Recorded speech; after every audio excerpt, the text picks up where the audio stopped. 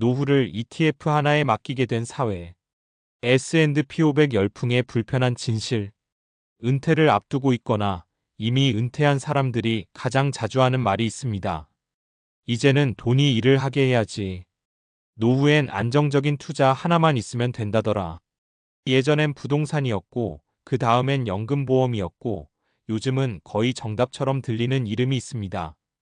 바로 S&P 500 ETF입니다. 미국이 망하지 않는 한 오른다. 장기 투자면 무조건 승리다.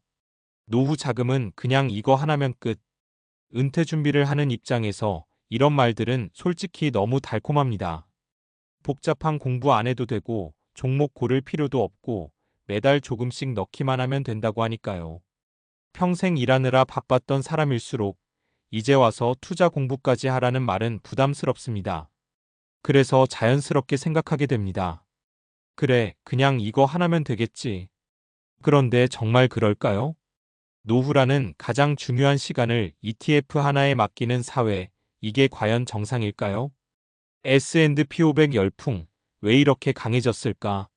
S&P 500이 이렇게까지 신뢰를 얻은 이유는 분명합니다. 과거 성과가 압도적이었고, 미국이라는 국가 브랜드가 있고, 장기 투자 시 우상향 그래프가 너무 깔끔했기 때문입니다. 특히 유튜브와 SNS에서 반복되는 메시지는 거의 주문처럼 들립니다. 20년만 묻어두세요. 시간이 해결해 줍니다.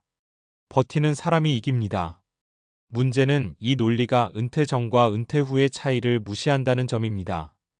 은퇴 전 투자와 은퇴 후 투자는 완전히 다르다. 우리는 자주 이런 착각을 합니다. 지금까지 잘 올라왔으니까 앞으로도 괜찮겠지. 하지만 은퇴 이후의 투자는 수익률보다 더 중요한 것이 있습니다. 매달 현금이 나오는지, 큰 하락을 버틸 시간이 있는지, 심리적으로 흔들리지 않을 수 있는지, 은퇴 후엔 더 이상 버티면 된다는 말이 성립하지 않습니다. 월급이 없고 다음 기회가 없고 회복을 기다릴 시간도 부족합니다. 그런데 S&P 500은 기본적으로 성장형 자산입니다.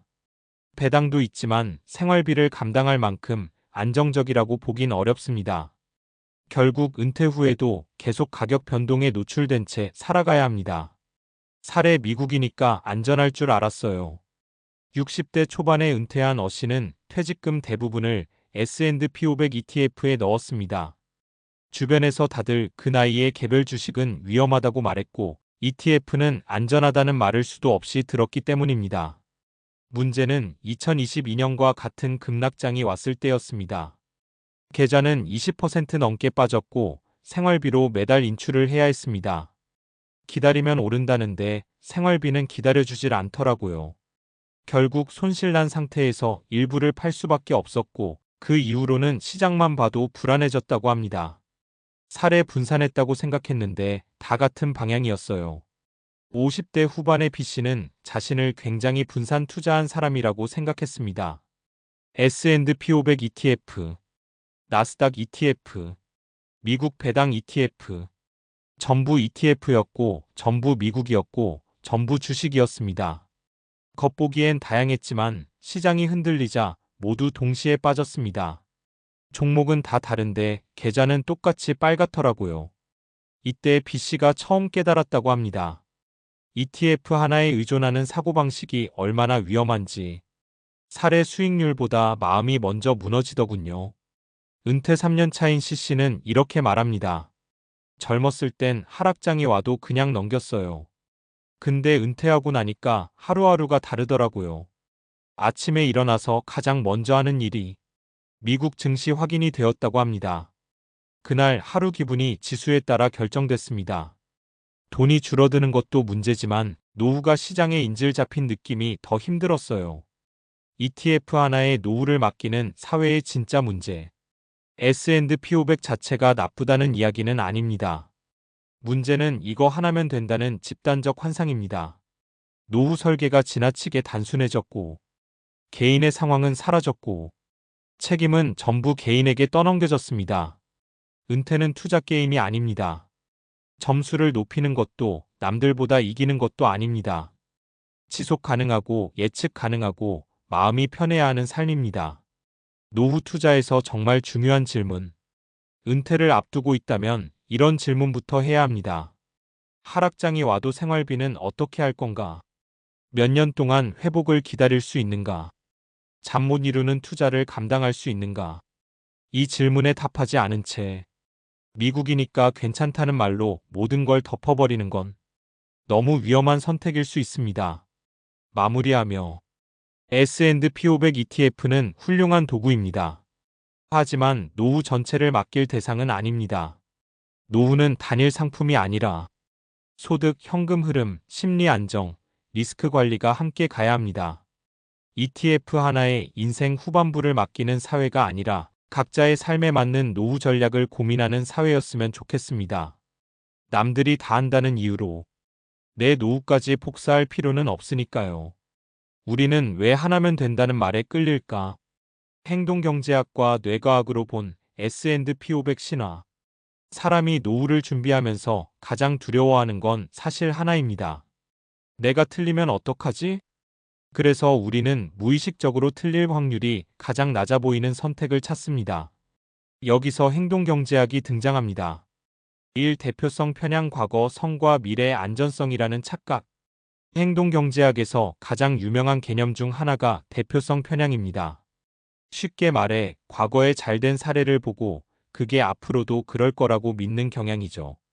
S&P 500은 이 편향에 아주 완벽하게 들어맞습니다.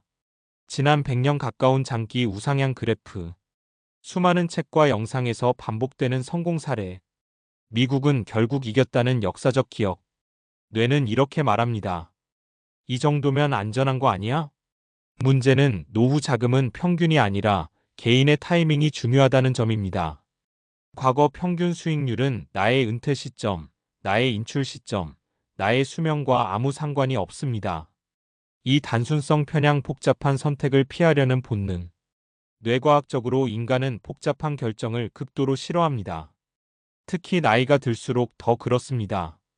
자산 배분, 리밸런싱, 현금 흐름 설계, 리스크 관리.